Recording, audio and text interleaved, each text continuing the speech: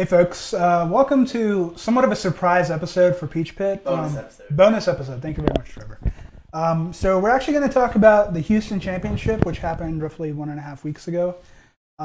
Before we get started, though, we have to make the usual disclaimer. Any views or opinions shared on the show are solely that of the individual contributor and do not reflect the views of Peach Pit, any FRC team, First, Georgia First, or any of their affiliates and sponsors. So, for those of you who are not familiar with our show, the idea behind the show is to serve as an FRC talk show that focuses primarily on the Peachtree District. Well, we're doing a World Championships episode, but we're going to concentrate on Peachtree teams. We're going to be talking about a variety of topics, so don't be surprised if you see us drop some hot takes. And ultimately, what we're aiming to do here is just provide some entertainment and some engaging discussion for the community. So, with that, my name is Anupam Goli. I am a mentor for Team 1746 Auto. I'm Trevor Davidson. I'm a Chesapeake MC and an alum from Team 540 in Virginia. My name is Sonny, and I am retired. I'm Kellen, a mentor for 1746 Auto. All right, so before we get into the real meat of the discussions, we just want to fire off really quickly all the notable performances from Houston, right? I'm going to go super lightning round, so no deep discussions, but holler and hoot all you want. What do you... Holler. I'm getting ready to hoot and holler. Take off. It's like, here we go. Okay. Here we go. So we're going to start in no particular order. 7451 got the Rookie All-Star Award on Hopper. I'll jump in here and note that the Rookie All-Star, that's the second Rookie All-Star from Forsyth County in Cumming, Georgia. So 1746 won it way back when, and there's actually an alumni of 1746 that's a teacher now for 7451, so it's a cool full circle that's kind of came around there. Cool. 1683 got the Entrepreneurship Award on cheering. 1102 went 6-4 and ranked 10th out of 67, and they were captain of the 8th seed and quarterfinalists. And they actually did a pretty good job. They took one match away from that killer number one seed, which is not an easy accomplishment. Hats off to them. Yeah. 1414 went 6-4 as well. They ranked 28th. They were the third pick of the 6th seed and were quarterfinalists. 2974 went 7-3, ranked 8th. They were the captain of that same 6th seed on Galileo. They were also quarterfinalists. So, one quick thing. I think Walton was like number 1 or number 2 for a long time on the first and second days of championship. Impressive without a level 3 climb. Yeah. 1426 went 4, 5, and 1. They were ranked 33rd, and they were the second pick of that same 6th seed on Galileo. They were also quarterfinalists. 1311 went 6-4, ranked 29th. They were the second pick of the 2nd seed. They were quarterfinalists. Quick shout out to 1311, who played really pretty well during championships. They kind of like increased or steadily got better throughout the season, and at championships they were just on top of their game. Hashtag steals. That, and I think they could have made quite a bit more of a run had some unfortunate timing not worked out for one of their alliance partners not getting on the field. Code Orange! All right. 3635 went 5-5. They ranked 36th, and they were the third pick of the 8th seed quarterfinalists. 4910 went 8-2, ranked 3rd, captain of the 3rd seed, but unfortunately they were out in the quarterfinals. They were the 4910 was the highest seeded PCH team, right? Mm-hmm. Yep. 6919 went 6-4, ranked 9th out of 68 teams, third pick of the 7th seed. That doesn't. Yeah, they were the 4th robot on the 7th okay. seed. Yeah, but they played a fair amount actually. Yeah, third pick of the 7th seed, and they were also semifinalists. 7427 went 5-5, ranked 33rd. Second pick of the 3rd seed, they were quarterfinalists. 5109 went 4-6, ranked 28th. Third pick of the 2nd seed, they were also quarterfinalists. Now we get sort of our really, really notable performances. 1771 was 8-2. They ranked 6th, captain of the 6th seed, and then they were semifinalists. 1746 went 4-6, ranked 44th, but they were the first pick of the 5th seed, and they were finalists on their division. And 6829 was our only Einstein appearance this year. They went 3-6-1, ranked 48th, second pick of the 2nd seed, and they were Einstein's semifinalists. All right. I think they got 6th on the Einstein field, so I mean they were the last place team, but there were like 3 teams tied at 1 and 4. So. Yeah. So PCH teams, on a whole, PCH teams did pretty well. Which, for some quick numbers, for the rundown of those teams, outside of the 2 of them at the top, those were 13. So PCH sent 26 robots to Houston. 13 of them made elims. And just the quick rundown, 4 of them as captains, 1 as a first pick, 4 of them as second-round picks, and then 4 of them as third-round picks. So a fairly even distribution there. And I'd say overall a really impressive showing. Beat all the overs we had established earlier for number of teams to make playoffs last week. Yep, Nice. Every single one. I was off on my two personal predictions. Yeah, I definitely was under on the number. I did not expect to get as many captains as we had. I thought that was much less likely than what we did end up having. But the first picks kind of lined up with what made sense. So speaking of captains, we're actually gonna zoom in on Hopper for a little bit, where 49-10 and 74-27 were on the 3rd seed, right? Unfortunately, they were eliminated in quarterfinals, but that was a bit of bad luck, I would say, more than anything. They were the highest seeded Peachtree captain, the Lions, at Houston. Let's see, what else we got? So what do you guys have on that? I hesitate to say that it was entirely luck. So, like, how here's how I would break down that series, right? 49-10, I think, made a reasonably smart choice since 27-14, especially because Barbecue had the ability to suck climb, right? So then you can have 2 robots together on the same platform with 49-10. That's fine and dandy. And 27-41, or 27-14, excuse me, was an extremely good cargo score. So you could kind of see, after they put up a couple hatch panels, they're just going to go fill in the cargo ship, and 49-10 is going to do hatch panels for the majority of the match. So I thought they had a pretty cohesive strategy. And I thought the 74-27 pick also kind of made sense if you thought about them as a defensive pick. But, I mean, you guys can watch these matches. I don't think they were particularly successful in that role. I mean, I think they did okay. Like, they're right here, they're playing some zone defense. They're trying to block that lane, and they're tying up that I can't read the 3rd robot. But if we go back, like, they're tying them up for like a solid few seconds here. Right. So you also picked, but at the same time, you also picked the only match that they won in quarters, true. And then they also, they also never got their climb working, right? So like the big reason you pick them in that spot is to get that climb. If you don't have that climb working, that's a miss. Yeah. The 1987 pick they were never used, so we don't really have any ability to comment on them. But I was surprised that they did not pick 13-11. Because I think if you were going to you knew, especially with the fact that 38-24 was the number 2 seed captain for 34-76, that 13-11 was not coming back around. Yeah. And I think you could have probably gotten 74-27 as the 4th pick if you were really that confident.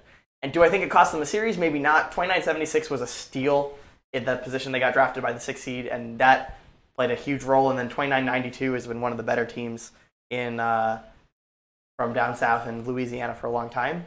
But there's no, I still think it's disappointing that they lost. Yeah. Well, I think there was some connection issue or some dropped communications, I think, by 49-10 at some point in the series, if I remember correctly. Right. The reason I say is luck is because, well, one, I think 74-27, I haven't really been watching their climbs, but I think the fact that their climb didn't work was kind of unlucky.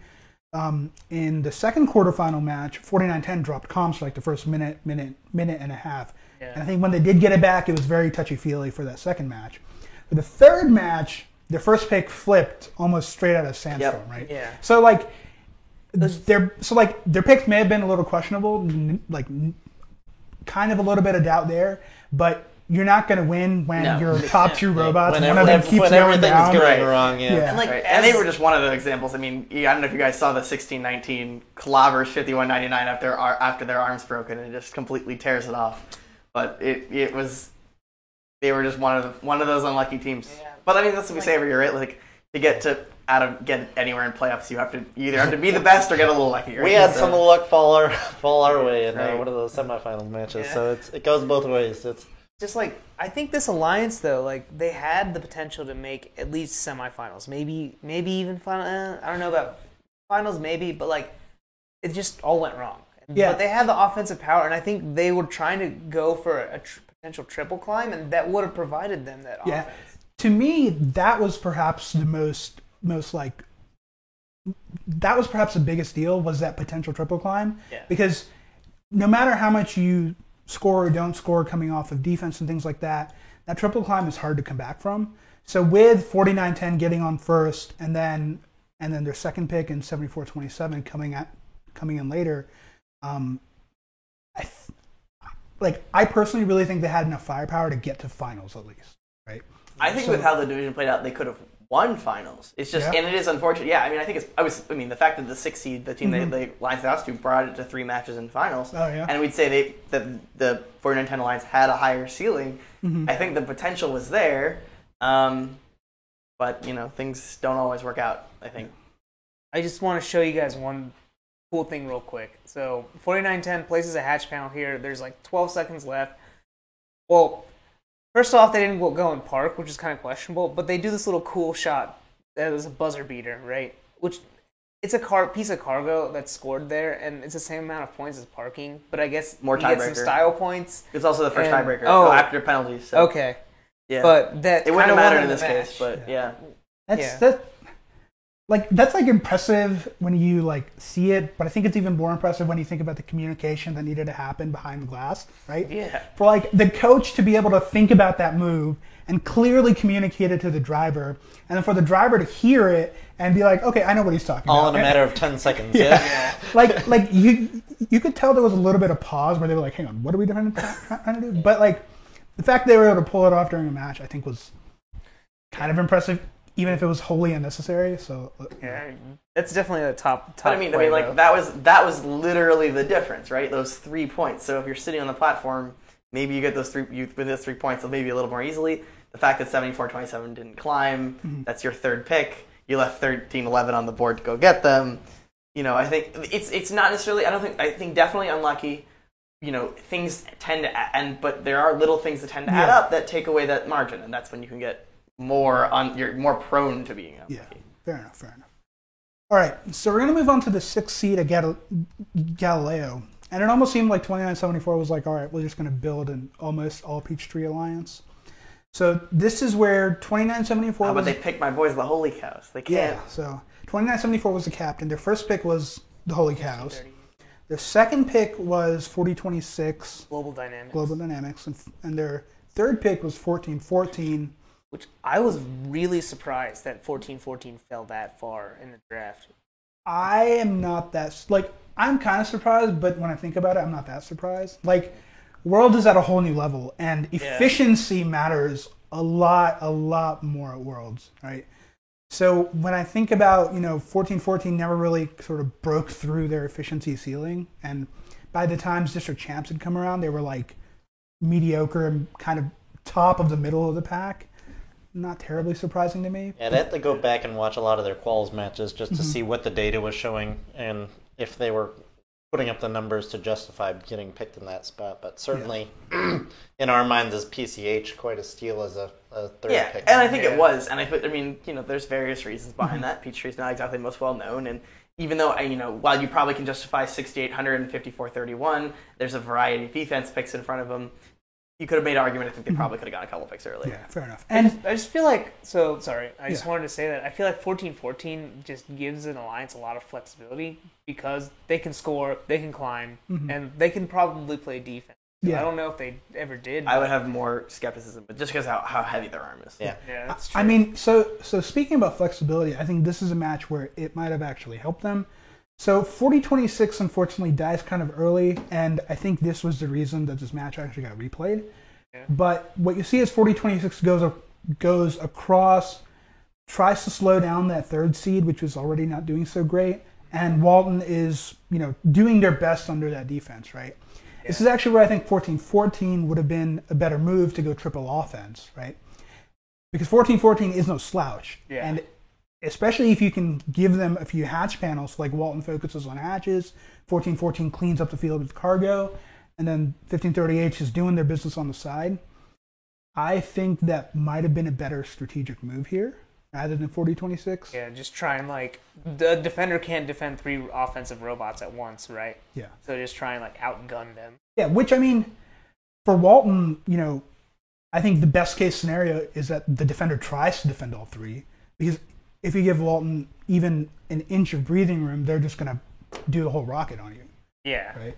I think it depends on whether you knew the 3 seed was going to run triple offense or not. Because, one of the opportunity costs of picking 40-26 where you did was that 6,800 was left on the board, and 6,800 fell all the way to this 3 seed as the 4th pick, or the 4th robot. 6,800 was on that 8 seed from Texas that gave 148 and 3310 a huge run for their money in round 1. They can do that triple offense setup. 6,800 was a steal. So if you knew that 6,800 was getting played, then maybe it makes sense to run triple offense, or maybe it makes sense to, I think there's more of a debate. But when you don't know they're running, there's plenty of evidence to show that 1986 is extremely vulnerable to defense. I thought that playing the defense made sense. I think, and as a Peachtree podcast, maybe this goes against, we should be, promoting these teams. I don't think 40-26 was the right pick for them. Like, I think if you're Walton, 54-14 made as much, was in every single way, just about as good as 40-26, maybe even a little bit better. And so would you say 54-14 was just more flexible, or yeah? Well, so they're you have to understand I think one thing is big is if you pick 40-26 for the climb, which they did because they did do the climb. 54-14 has the same climb, but the way they do it is they have so much weight in their superstructure, which literally flips itself over, that they can much more easily place themselves on the platform, right? So you kind of, even if it might be a little bit slower, you maybe improve your odds of double climb. So there's increases your ceiling. But then also, they just were just as good at defense, and if not better, and had I think, more reliable hatch auto, right? So that's actually one of those situations where maybe the combination of not being able to quantifiably scout defense and knowing 40-26 kind of double the familiarity. Yeah. So I 100% believe that was a big reason why. And 58-01 proved it for the same. I mean, they proved themselves to be, even better than I think expected. So that's spot too. So I think you've got so I feel bad for 29-74 because I thought they really had the guns for this one, but I think it just sometimes doesn't work out. I thought they were going to win that series. Yeah, I mean, I thought they had one of the most solid chances of PCH teams to make Einstein as an offense robot. Yeah. Well, that and looking at the numbers, we showed the match where they actually had to replay that match, but I think that match was determined by 5 points. The next 2 matches in the series were then the ones they then lost technically were only by 7 points and then 4 points. So just 3 incredibly tight matches in those quarterfinals. Yeah, so I feel like the question with Walton that some people, especially Kyle, likes to ask is, does this affect their season legacy, right? That they had a pretty good local season. I mean, pretty good. It was fantastic, right? Yeah, I mean, I think we've established in previous episodes it was the best local season ever. Yeah.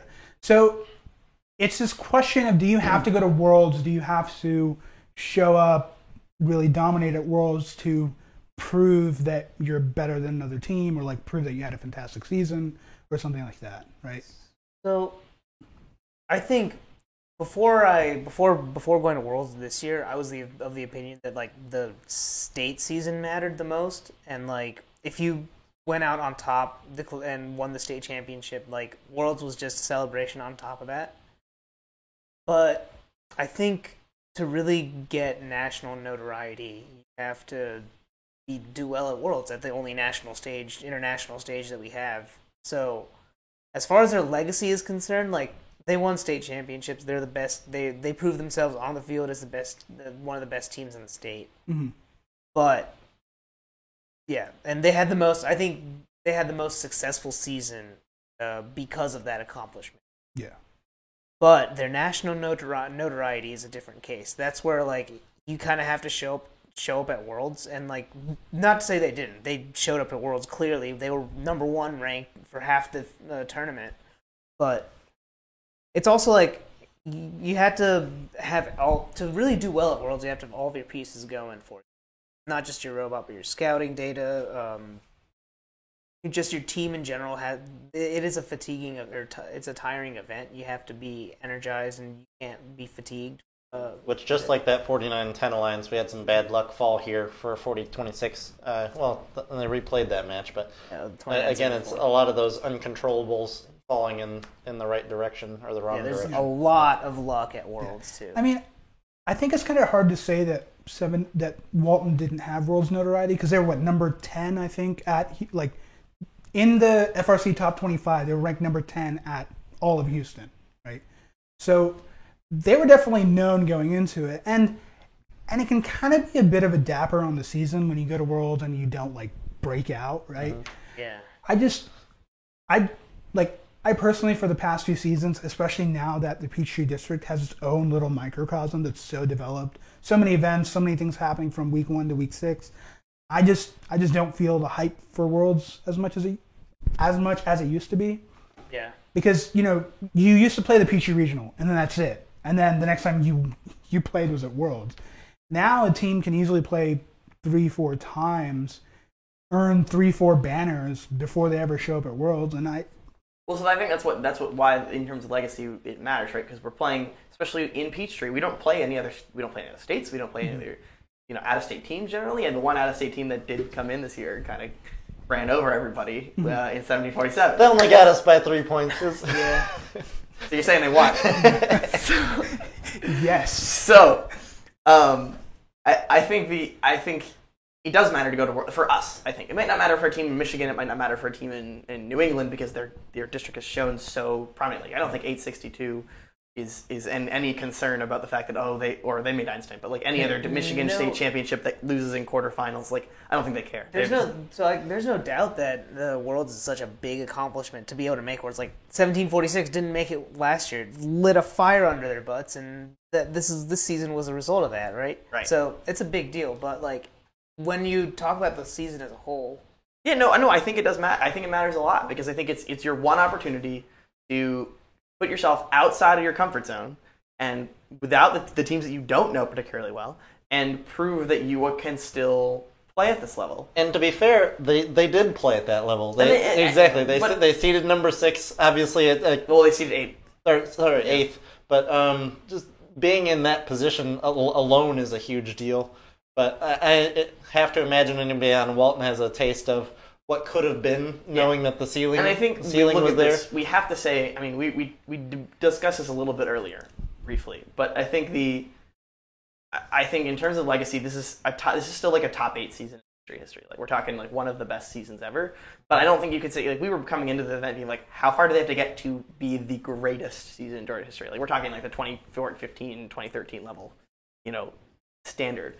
How far do they have to get to that? And we said either make Einstein or at least get to finals, and they didn't really get there. So I think that's I think it does, the legacy wise, it does look back on it. It's still the greatest district season ever, no question about that. Yeah. For sure. So from Walton, we're gonna move on to 1771, and of course, when 1771's involved, there's gonna be some drama. always. You know who you are. Yes. They have had the roughest season from a competition perspective. I feel so bad for them. And if you believe in karma, 1771's due. They are stacked for next season. Yeah. Right? So for those that don't know what we're talking about, 1771, they ranked 6th and they captained the 6th seed. And they showed up in the semifinals up against 148, 38-47, and 68-29 Ignite. Now, in the first match, they lost, and in the second match, 1771 played their sort of trump card and went full defense, which they are amazingly good at for some reason. So they tied up the series in the second match, and in the third match, they go to do the same thing, and 1771 really had that alliance's number, specifically 148, right? Yeah. And what'll happen is 1771, I don't know, maybe they're just too aggressive or whatever, but they will rack up 27 points worth of fouls, which will end up deciding the match against them, right? So the big controversy there was that the fact that they got so many penalties, but from what people have said, there was no visual indication. Well, and that's, I think, the sad part about this, just how the webcast plays out, is that you can see the refs at the very beginning of the match, but once the scoring overlay goes on, you can't see the refs at the bottom of the screen. So there you can see one ref kind of pop on at the bottom left. And they like wave their hand a little bit, but they're just but she's not like counting down or anything. Like 27 foul points is ridiculous. And so, that's clearly that was clearly a pin there. They're trying to call pinning there, but yeah. So, rumor on the Chief Delphi threads was that they had an air tank hanging out, right? Which to me, it's a frustration on two levels, right? One is that this wasn't more clearly communicated on the field, because I feel like if 1771 saw that they were drawing fouls for whatever reason, they would have come back and played it a bit more safely, right? Yeah. That to me is kind of like pretty suspicious. Not suspicious, but not all that great. But the second thing was that when that alliance went to talk to the head ref about these fouls, they weren't really given a clear explanation, which is why this is just rumor. Right? Yeah. So to me, that is completely unacceptable. You can't give 27 foul points that end up deciding the match and not give at least, hey, generally speaking, this is what was wrong, and you incurred this foul this many times. It didn't just think about it, right? It didn't just end the match. It just ended that entire alliance's chance to compete for the world championship. Which, with 148 winning the division, may have been the first time a Peachtree team ever captained Alliance to Einstein. Yeah. And so 24-15 and did not win. They lost in Archimedes finals. So no, they were the first pick that year. Yeah. 2017, they were the first pick. But just think about that, right? Just there was no explanation apparently given. There was no visual indicator of the foul, and that was the tiebreaker, deciding match, and the penalty points were what decided that match. And if I remember correctly, I do remember somebody from, I think it was 148 or 38-47, saying we were walking off the field thinking that was our last match and we were done for. Only when that final score popped up did they say, all right, we got to get ready for another. But yeah, just the situation of being there. To give 1771 some credit, I had the 148 teacher contact me before Houston for just some tips on PCH teams, because I think Roebling was fairly loaded with a handful of our PCH teams. But the note I gave her for 1771 was all the rest of the stuff they're good at, and can play some killer defense when they head to the other side of the field. Which, funnily enough, they were right there. 148 turned into one of those main targets for 1771. The other thing about 1771 is I think they switched from 6 mini-sims to 6 Neos just for World Champs. Oh, man. So that kind of enabled that pushing power you saw when they were just locking people up from the side and just pushing them wherever they wanted to. So to give 1771 some credit, they just played lights out defense. And even more credit.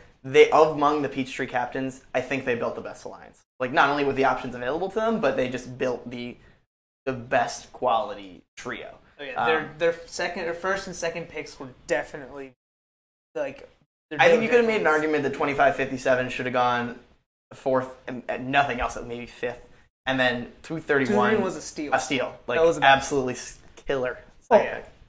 I'm pretty sure the numbers support that, but it's kind of a testament to the fact that the Alliance captain, can go switch to defense. Right. Mm-hmm. They can play good defense, but they also have to have the confidence that the rest of their Alliance can bring the offense. But we've seen that before. We going back to the first men of the year, Dalton, they hop across the field to go play defense on 29-74. This is in their arsenal. I should not have been a surprise to anybody sitting here. Yeah, and like us on Carver, we were thrilled to have a defense bot on our lines that had been doing it all season long. So to give, again, credit, there was something they had in their pocket, and they pulled it out and used it incredibly well.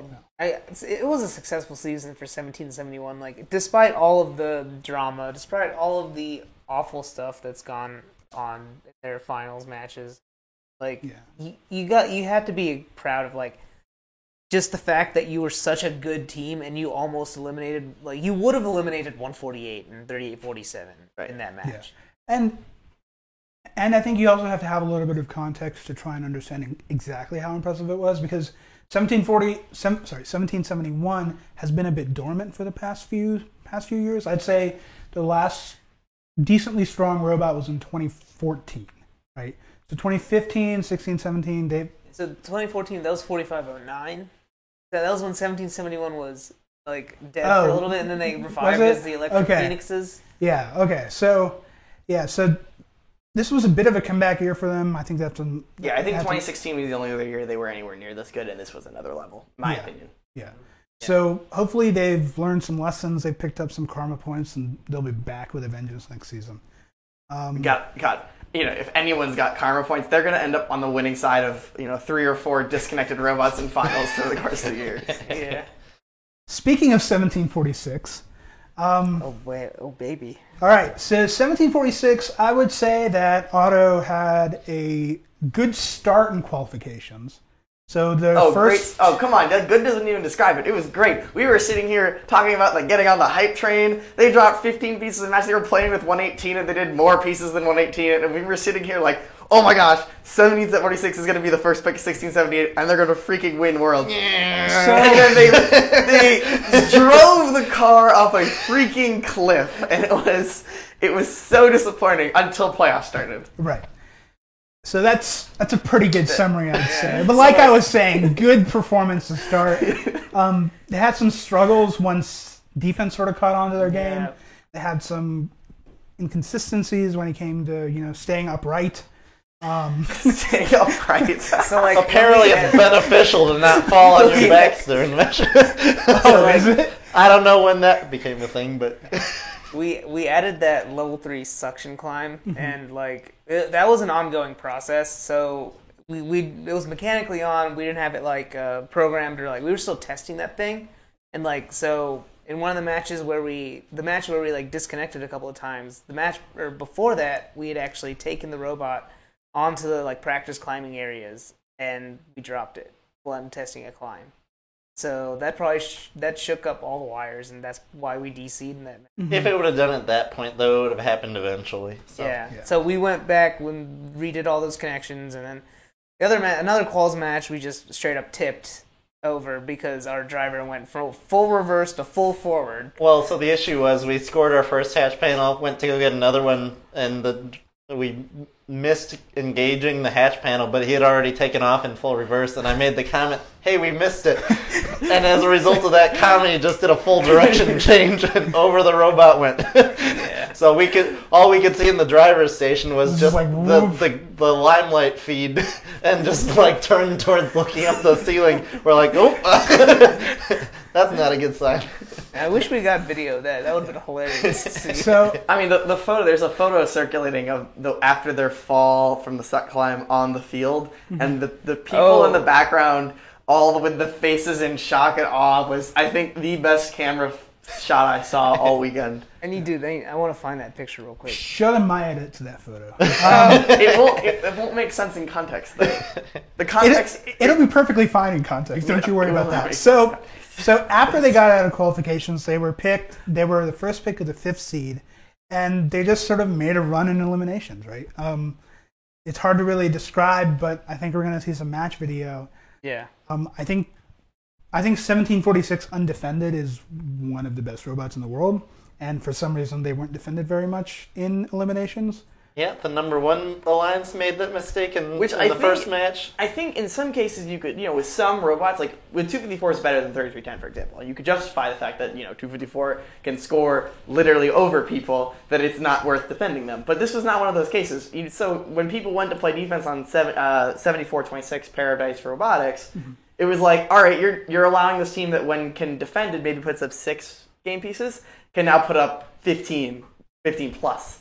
So it was not the right decision in a lot of cases. Yeah. Well, and I don't know if this is where our qualification streak came into play, that if teams were looking at the data, they're like, okay, maybe 7426 is the robot to defend because their scoring output's higher. But then... You gotta ask why. It's all about that context and scouting. Yep. Yeah, and some of the credit definitely has to go to your alliance captain, 6443. Mm-hmm. Yeah. They were I'm a little surprised they were as effective on defense as they were because of their size. Look at that. Yeah. Over here. So it's those corner bumpers, man. It's all about corner bumpers. It's all about the corner bumpers. Yeah. So 6443 was the alliance captain. They had a triple climb, and they just went ham on defense. And so, especially on alliances where they tried to do counter defense strategies, that seemed to be like the most effective for 6443 because like now they're not blocking with just their robot. They're like thanks for helping out, guys. Yeah, they got 3 robots all in that tiny little area. The counter defender, the defender, and the offense robot. Yeah, and 33 Trent 330? 330 is having a hard enough time with 6443, and then their counter defenders like and in the now way you get as well. both of their best offensive robots locked up. So it's just it was a beautiful thing to play with those guys. Again, huge props to them for playing their game. Like I said earlier about 4026 throughout the season, they were very intentional about how they were playing, and it was awesome playing with them. Yeah. So now we've got to ask some really hard hitting questions. What was it like to play across the field from 330 on their last official match? That was, again, He's referring earlier to one of those the things that can go right and wrong. We certainly, with how close those matches were, we certainly lucked out that the defender wound up beached on a ball on our side of the field. Anupam. Yeah. It was little. You got a little window in the window, man. All right, go for it. Sorry about that, guys. But yeah, it was... When I started playing in FRC in 2005, that was our 1625's rookie year. We're in 1625 right here. But so we lucked out and built a really good rookie robot. We won the St. Louis Regional and qualified for the championship in Atlanta. So we came down to Atlanta, like, we're going to the championship event. We won our event. Well, we should do well here. And then we got our butts handed to us, and one of the first teams to do that to us was 330. And one of my comments from an earlier episode of Peach Pit was getting your butt kicked is inspiring. And them being one of the first teams to do it, they certainly set a standard for our team at that point that we had a higher standard to return to Worlds the next year. And that certainly set us on a path. But it was really cool being across the field from them in one of their last regular season matches. I think they might be going to an off-season. I heard IRI they're going to. But we'll see. All right. I know a lot of people were like conflicted about rooting for us or 330 because 330's the last season, but then 1746. Which I feel like if I was 364, I might have just picked 330 straight up the first time anyway and been like, all right, I want to play with these guys. I don't really even care how this ends. I'm all in on playing with 330 in their last ride. Mm-hmm. So I feel like for 364 it was maybe even.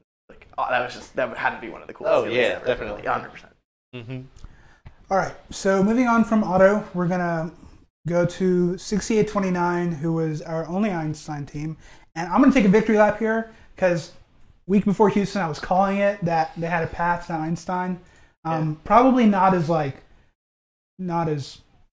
hardened and clear cut as as like Walton or 1746, but I think that section climber was kind of one of those things that I felt like they weren't good enough to be taken as a first pick. Yeah. Like they just weren't quick enough. Yeah.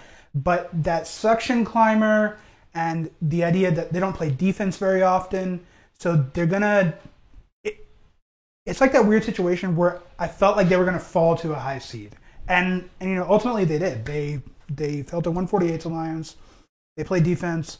Unfortunately, it didn't look like they ever used their climber in any of the elimination matches. I think 38-47 had preference because they both had suck climb, so it was like, which one's going to work, yeah. Okay. This is actually a qualification match. Let me pull up an elimination. I don't remember if they did or not. I thought one of the interesting things they did in their run, I didn't feel like they, and I think they'll admit this, they're not the best defense spot. I mean, they were not playing particularly well as a defender, but one thing I think they did was smart was when they got the Einstein, when they played against, they had one win on Einstein and they were part of it, the 1678 Alliance, they parked in front of one part of hatch panels and of 77-79's side on the rocket, and basically said, we dare you to try to score on these when you can only do one half of the hatch panels. And because of that, it was a big reason why they were just able to outscore that alliance. And so props to them for getting the win. Beats our over-under in terms of wins on Einstein for Peachtree teams, so they did a great job there. But I was just, they played, they got, no question, did they get a little lucky, but also it's a very smart team, they know what they're doing. And so I think it's, even if it wasn't this year, they got something that was probably on its way. Yeah. I think. And I mean, for a second-year program, and I know that their roots are a little bit older than just 2 seasons, but for a second-year program, I think it's a pretty big deal to show up on Einstein. Yeah. I mean, so I think 70. Yeah, they're one of few. I think of one of 3 teams that made Houston Einstein as a second-year team, which is incredible when you think about it. I mean, to go from multiple time finalists in districts in your first season and then jumping over to this where to like 3 banners. 3 banners, and it's nuts. So I mean that does a lot for a team's sustainability, and I really hope, like, as a young program, I think unfortunately the challenges for them are actually ahead of them, because as some of those older students who helped establish the team kind of graduate out, sustainability is going to be very key. Right? Yeah, and that's an issue that faces every team, but especially for like rookie teams or like new coming teams, that's like a hurdle that they have to get over the first time. Yeah, and I mean that's something I experienced with 1261. I joined that team in the 3rd season, and all the seniors who had won regionals each year before were, that was their senior year. We had a good robot, but then for the next 2 or 3 seasons, 1261 struggled to kind of. We were competitive, but we struggled to really get back to the top. I think 6829 has the right mentality. Like, I don't get the feeling that they came out of this Einstein win super arrogant, like some of our other teams. That came out of Einstein, they're like, oh yeah, we're like the best teams in Georgia. No, that they seem to have a pretty good understanding of where they stand, that they had a good opportunity, and that they have a lot of work to do in their program. So. It should be interesting to see how they develop over the next, I think, 2 to 3 seasons. Yeah, I'm looking forward to seeing what they field the next few years, especially since they have a lot of cool programming and electronic stuff. If they it's just going to be cooler what they come up with next year's. Yeah. Speaking of next year's, we're going to move on to some of our more freestyle-y topics. 2020 is a big season because there's no more stop build, right? So for those of us that were around back in the crate days, right, moving to the bag was kind of a big deal because you didn't have to ship your robot and all that. But now there's no bag, there's no stop build. We don't really know what the rules are going to look like, if there are going to be any around robot usage, or how many you're going to bring, because Chief Delphi is all about that right now. And that's where I think there's quite a few undefined things moving into next season. Obviously, there's no bag. How are then rules structured around either carry-in allowances? Or do those still exist? What can you show up to the event with? Can you show up to one event with one robot and another event with another robot? I think it's what will be most interesting is because I think there's a lot of things that will just kind of sort themselves out naturally, right? Think about how much time 1323, for example. Winners, probably the best robot in the world this year. Winners at Houston. They spent multiple hours a day, the whole season, practicing, right, to get to that moment. Our teams, even if they're exceptionally good, are they going to build multiple robots that can compete at a world-class level and then practice with them to play at that world-class level? Have you seen 148's the video where they had that robot painted in 118 colors? So I'm not saying they can't, but if you're you're talking about other things, right? You're committing to 2 drive teams. I was going to say there are limits we've already approached pretty much. Right, and so I don't think teams are going to do anything that's going to change too much for the top end of teams. I think you're going to see about the. I don't think things are going to change a crazy amount, but I think it's just going to enable teams, especially low resource teams, to work with less and get more out of it. Yeah. So I'm just curious when they're going to make those clarifications on how the new framework is going to work outside of there not being a bag. Are they going to wait until the beginning of the build season to do it, or are there going to be some kind of lead into these are going to be this is the new framework for how this works? Yeah, I think people are kind of hopeful that we'll get that information late fall, just so we can kind of digest and understand it. That would be nice. I was going to say, there's a lot of, since it's an unstructured, or we don't know specific details, but since we don't have a stop build, right, we're going to have to plan in advance what our season's going to look like, more so than we'll have done in past years. Yeah. A lot more flexibility. I am both hopeful and a little bit pessimistic about how it'll work out, because I'm hopeful because you have a lot of like teams who don't have the resources to continue building after stop build, right? They just don't have the materials, they don't have the platforms, they don't have a second robot. So for those teams, it's not 6 weeks of build, compete. It's build, improve, iterate, right? Yeah. At the same time, I feel like a lot of teams are really, really bad at managing their time, right? So they will start off at 2 or 3 days a week at the beginning of the season, and then at the end of the 6 weeks, they'll go 7 days a week for like 2 weeks, right? Yeah. And so the hopeful part of me is that teams will be able to get more practice in, they'll be able to get more iteration in, and I think some teams will. The pessimistic part of me is like that 7 day a week burst that teams do, they're just going to do it up against an event. Right? Yeah. Which still won't be as bad because you still don't have to bag it and like get rid of it. That's where I agree with you, because that stop build day was such a hard deadline and you couldn't access your robot till competition. I feel like it puts a little bit more pressure on, especially like teams that don't have the time management to like get things done. But when you have up until competition day, right? Mm-hmm. Here's my prediction, right? This leads into my prediction. The top tier teams, they're pretty much going to go unchanged, right? Maybe they'll show up with they won't have to use pit time as much to put things on their robot. It'll be easier to do what like 148 did in 2017, yeah. where they like change over the key functions of their robot. Or like we won't be rebuilding our entire robot at the event. Yeah. But then for mid-tier teams though, this is going to be those teams will be mid-tier and low. See the biggest improvement, and like lower mid-tier, right? So like teams like I don't know, like RoboBib and 3635 and 6177. 6177. Those teams that came out with like ambitious design and pretty good performance, we'll see their play elevate. I think 1102 as well. Practice robot this year. Tons of people that are going to have their benefit, but I think it is going to be at least the first year, maybe even the first 2 or 3, are going to be how do we develop best practices across the community. People are going to try so many different things, especially this first year, that people are going to, hey, how did you guys manage this season? What did you guys do it differently? And so it's going to become another topic point for teams to collaborate on. And so if Georgia teams can kind of, I think first year everybody should do what they think is the best, and then we come together at the end of the first year and say, well, whose practices seem to work best put together. Our intent is to bring a robot to our first event that is moved. That's too much. Really setting a high bar there, aren't you? Right? Higher than this. That's for like for low tier teams. This is my biggest take, right? I think actually this is 2 parts, but at the first district event that we come to, I think we'll actually see more teams that are unprepared than in previous years.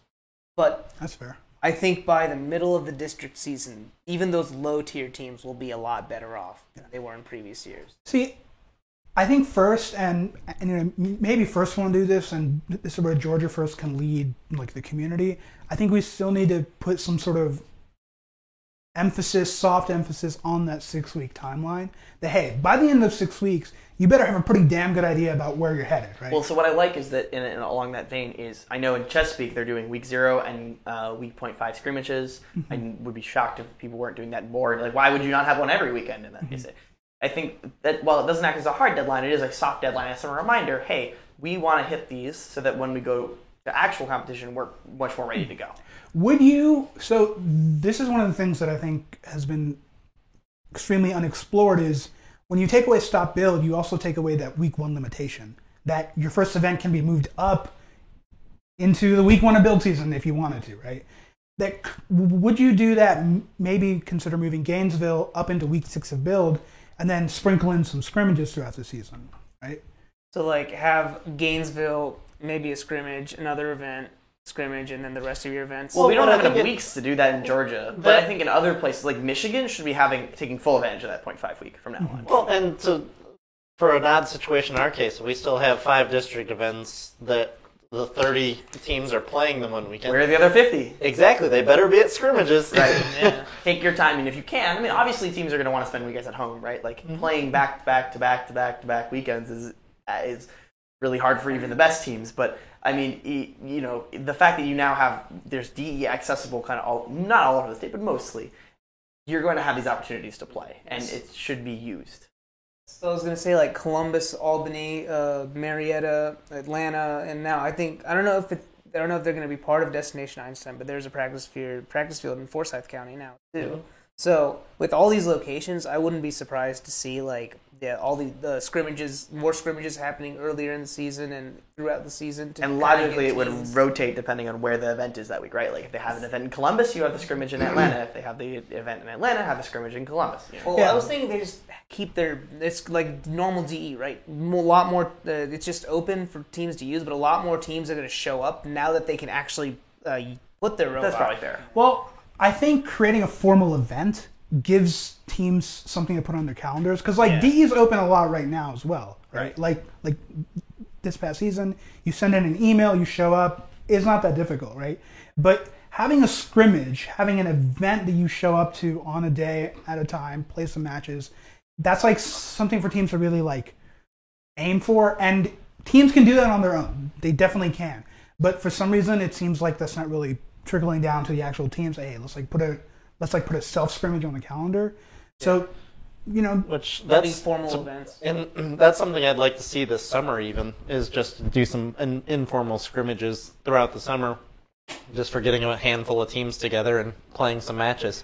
I can wonder if you could do like not necessarily a scrimmage, more like an off-season event, but try not to go the whole hog, 40 teams, 18 like 8 alliance bracket. Maybe go 16, 20 teams.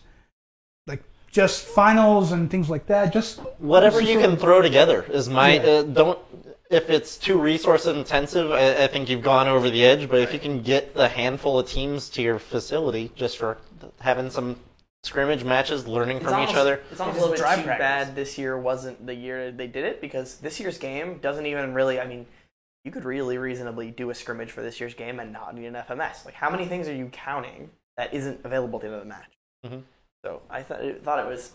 I'll be curious to see if they keep that up next year. But I think if they can kind of keep something like that, instead of the scales where you have to have somebody with stopwatches, it's not really reasonable. You've got a huge opportunity that this could be really, really big across the world. Which, while we're talking about this, realizing that we'd be doing all this extra drive practice or scrimmages or beating up our competition robot this entire time, folks. Make sure you build a robust robot and you service it well and you treat it well, because it's going to take a beating next year if you're planning on doing this. You've got to be smart. I mean, I just remember last year's Gearbox problems we had with our robot, and it was like that was 80 matches in, right? It wasn't even like that far in. I mean, if you're doing that and practicing on that robot, you got to have. You got to be willing and able to replace. You'll have more time to do it, which is even better, but you need to be willing and able to replace parts in your robot. And servicing a robot, I think, is a skill that really needs to be developed that a lot of teams, including, I think, some of the best teams, don't have. Oh, yeah. That they need to think about. We have to look at a part. We have to make sure it's good. We have to plan to replace parts that are critical, might fail maybe after every event or two. Like motor functionality, are these motors performing as well as they were at the beginning of the season? That's a big thing just to keep your eyes on, because we just swapped out elevator motors like a couple times this season. We beat those things up pretty bad though. Yeah. But just things you're not used to doing that you're likely very much so going to need to do next year, just due to the extra wear and tear on your robots. One of the benefits will be that you don't have to do that during competition. Right? Yeah, that's the huge benefit, is that we were doing that gearbox change at championship on practice day. Now you can do it in your shop. That's no big deal. Yeah, so that'll be pretty big. So sticking to the 2020 season, we have the theme, we have the game name. So the theme is Rise, presented by Disney, Star Wars, Mark Hamill. Who cares? The game name is Infinite Recharge. Can we pull up the teaser? Yeah. This is actually the first time I've seen that they're so out of robotics since championship. And pull up the captions as well, because they say some things. So this isn't a teaser for the game. It's like more just announcing the theme. Okay. Right? So second. Do you guys have any premonitions about the game? What are you expecting? I don't know. Star Wars might have something to do with holding the high ground. I was thinking, we came into this game thinking we were going to get Moon Rock's kind of lunacy game, and wasn't anything close to that. So I think I think we don't really know what the game is. That being said, Infinite Recharge, if they're sticking to a theme, which has been their thing since 2015, you've got a couple ideas of where they're headed, right? We know it's kind of a city building theme across the board, and we know that recharge is about electricity and Infinite Recharge is renewable energy. So maybe you're thinking something like solar panels, or some kind of current, right? So it could be realistically the game could be anything. We kind of know what the theme and what to expect should be. That's where for Star Wars involvement, it's certainly not 100% Star Wars. You see a lot of other kind of civilizations tossed in there. Yeah, I mean, I kind of think about it from like what is first trying to promote from a design perspective, and I don't know if the game design committee really thinks about it too much, but I have to think they think, okay, we did 2 elevator games back to back, which I wasn't a fan of when I saw it, but now after seeing the second season, seeing how teams have improved on their elevators, I'm a big fan that they did that. I don't see them going back to elevators like a placing game again, which, leaves still a lot of ground room to like do a lot of different things, right? But I think if you're a team in the off season and you're wondering what to prototype, what to do to get an edge up, I have to say build a shooter, right? Do something, shoot some balls, get that accuracy, get the vision around that working. It could be completely wrong, right? That's like the risk you take by like focusing in on like a specific design. But just like think about how to manipulate things in general. So like you got a water bottle, how am I going to acquire that? How am I going to do something with it? And then how am I going to shoot it? Yeah, how am I going to shoot it? How am I going to play, or how am I going to be able to move it from point A to point B? Yeah. So that's like my big thing is I don't see elevators and like lifters and placers coming back into play next season. You want a shooting game? I don't want anything. I don't really care. I'm just trying to look at the patterns and like trying to see like what the game is going to look like. I know people are like super on board, like the lunacy thing. Nope. 2006. That's the game I want. Yeah, I think my idea is, my hope is that this is a 2006 rework, and they figure out some way to make it even better, because that would be fantastic. So you gotta charge up the solar powered batteries by shooting little yellow balls. Yeah, that's kind of what I'm hoping for. You gotta shoot these photons, these sun rays. Yeah, photon. There you go. That's it. I'm really hoping that's what it ends up being. I have no expectation for what it will be. I always, when I was a student, I used to invest way too much time thinking about this stuff. What's the next game going to be? And I was always wrong, and it never mattered anyway, because I never knew, it was never specific enough to do anything with. So, and for whatever reason, it was never a water game. Right. Yeah. Which, I mean, we were always prepping for that. So I think it's one of those things where it's like, this is cool. I'm actually kind of excited because I think, I've had different debates with people about, does Star Wars make this more mainstream or less mainstream? I'm of the opinion that it makes it more mainstream, because there are so many people underneath the tent, like even if they're not science fiction nerds or love science, they're like, hey, Star Wars, I know that, and that's pretty cool. Even if they're like, oh, it's a little nerdy. It's not. It's way better than 2017. I think it's at least on par with 2018. I think it's probably even better than this year, barring the game. Mm-hmm. So, it's one of the best. It's at least one of the better themes they've come up with. So I'm optimistic. I'm very optimistic for next year. As far as the themes era, I was a big fan of the Stronghold one, because they kind of went all out. That was the best one, I think, pretty clearly. And then this one, I think, could be. This one could win. I mean, we have no idea. But I mean, I think coming off the bat, I think you're probably looking at the second or third, which is great still. That's very good. Mm-hmm. We're comparing this to Power Up and Stronghold. Those are some of the better games. Everything beats Steam Power. Oh, everything will beat that. That was Steamworks. That was the worst. Yeah. Steam Power. Yeah. So I'm actually excited about the 2020 season. You have the game, you have the theme that looks a bit more promising than in previous years when it was a little cringy. You have the game that looks like it's going to be a shooting game, and those are always really fun to watch, really fun to build for. I'm a little excited about what teams are going to be doing in the off season, because I think you have a lot of teams that are pushing themselves into this area where they're competitive and they're looking for ways to get better, right? Yeah. Some teams everybody should be looking at sustainability, right? I think some teams are looking for that next step, right? And I think one thing that we've seen in the past 2 seasons especially is sort of the rise of Swerve, right? like, I will say right now, I don't think any FRC team, especially in the state of Georgia, should put a lot of their eggs into the Swerve basket, right? It's very hard to do. And even if, like, I was on a great FRC team, even I'd be a little skeptical of Swerve. But with the rise of custom-built modules, like, you can go buy 2910's modules right now. Right. You can go buy 1323's modules right now. So you don't have to build it. You can go look at other teams' programming. You don't really even have to program it. Well, you still have to program it. There's a lot of stuff I think to there's do still with a lot to that. do with that. But you can look at other teams' code for it. Yeah. So to me, I think Swerve is about to pop. Which for a shooting game, I would be scared if it was going to. The thing is, okay, so we sit here and say Swerve is about to pop, and we're going to look at it almost like, oh, two of the teams that won Einstein this year, both of the best teams on their alliance had Swerve. Well, yes, but ultimately you look at the majority of the best teams, and it's not because they have Swerve; it's because they built on top of Swerve. Swerve, no question, elevates your ceiling if you drive it well.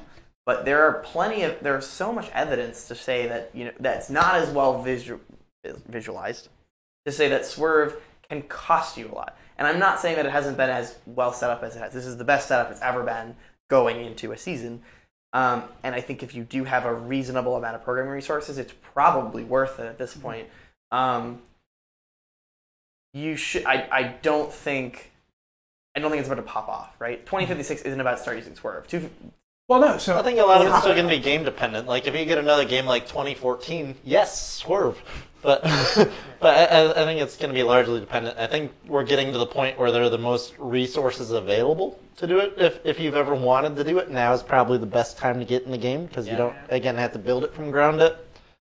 Still can be a very risky decision, but can have some payoff. I want to get on my box a little bit, my podium. Yeah, go for it. And say like, all right. If you're a team that's looking to do Swerve, ask yourself first, like, looking back on the season, how could I have improved my cycle times?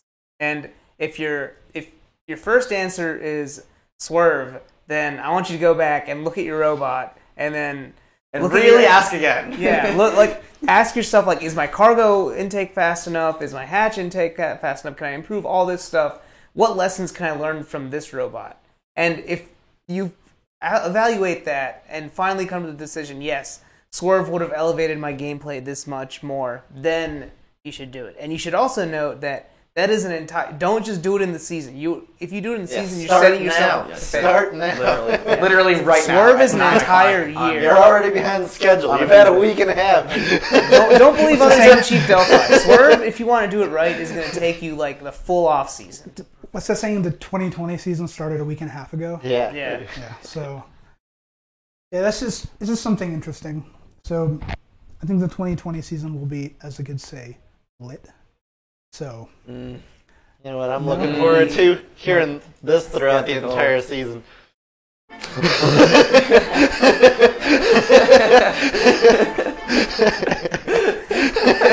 I have no idea how that went through on audio. So, just for those that couldn't hear it, maybe Kellen is playing the Cantina Band music. So like 3 days of that is. Oh yeah, get ready for it. All right. Which, I mean, what is really a First Device competition if not a Cantina Band when you think about it?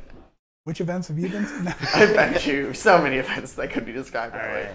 All right, so I think with all that, this is definitely the last show for this season. Yeah, definitely. Yeah, there's no more surprises coming up. All right, so we're going to see you all next time. Thanks for joining us this season. Thanks for your support, and hopefully we'll see you guys next season. Yep.